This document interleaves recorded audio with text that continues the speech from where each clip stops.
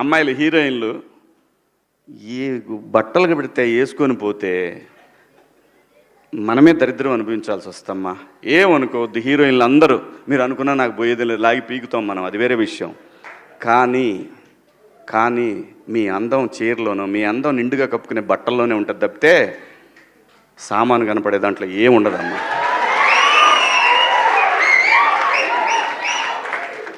అవి వేసుకున్నంత మాత్రాన చాలామంది చూసినప్పుడు నవ్వుతూ అంటారు, కానీ దేద్రముండ ఎలాంటి బట్టలు ఎందుకు వేసుకుని కాస్త మంచి వేసుకోవచ్చుగా, బాగుంటావు కదా అనాలనిపిస్తుంది లోపల. అనలేము. అంటే మళ్ళీ స్త్రీ స్వాతంత్రం లేదా స్వేచ్ఛ లేదా. స్త్రీ అంటే ప్రకృతి, ఎంత అందంగా ఉంటే అంత గౌరవం పెరిగిద్ది. ఈ ప్రకృతి అద్భుతంగా ఉంటుంది. అలాగే స్త్రీ మా అమ్మ చక్కగా ఎప్పటికీ గుండెల్లో కనపడతా ఉంటుంది, ఒక సావిత్రమ్మ కానీ ఒక సౌందర్య కానీ. అలాగే ఈ జనరేషన్లో ఇంకా చాలామంది, రష్మిక, చాలామంది అమ్మాయిలు ఉన్నారు. వీళ్ళందరూ ఇంపాక్ట్ క్రియేట్ చేశారు కాబట్టి అమ్మటే చెప్పగలుగుతున్నాం. గ్లామర్ అనేది ఒక దశ వరకే ఉండాలా, ఇంతవరకు ఉంటే పర్లా, అది ఇక్కడికి రాకూడదు. నేనేవాళ్ళే కానీ చెప్పడానికి మళ్ళీ అందరు రేపు పొద్దున పెద్ద పెద్ద వాళ్ళంతా బయలుదేరతారు, మాకు స్త్రీ స్వేచ్ఛ లేదు.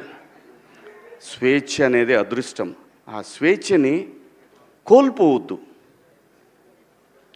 మన గౌరవం ఎప్పుడు పెరుగుద్దంటే మన వేష భాషల నుంచే మన గౌరవం పెరిగిద్ది. అందులో ప్రపంచ వేదికల మీదైనా సరే చీరగట్టుకున్న వాళ్ళకే విశ్వసుందర కిరీటాలు వచ్చినాయి. Thank you so much.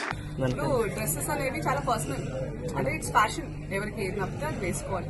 ఆయన దృష్టిలో ఆయనకి ఇన్సెక్యూరిటీ ఉన్నట్టుంది, ఆయన ఎలా కనిపిస్తారు, అందుకే ఇలాంటి రెస్ట్రిక్షన్స్ అంతా ఉన్నట్టున్నాయి. ఎవరి ఇష్టం వాళ్ళది. ఇప్పుడు ఆయన చెప్పినంత మాత్రాన మనందరం వింటామా?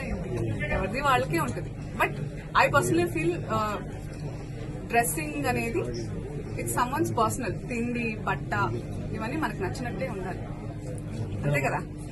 మన కంఫర్ట్, మన ఇష్టం. మీకు నచ్చకుండా నేను బలవంతంగా పప్పన్నం పెడితే మీకు బిర్యానీ కావాలని ఉంటుంది, అలాంటిది ఏదైనా it's personal. So it's unfortunate that ఆయన ఐ ఫీల్స్, అంటే నేను సింపథైజ్ చేస్తున్నాను ఆయన మీద, దట్ ఆ మైండ్ సెట్ పాపం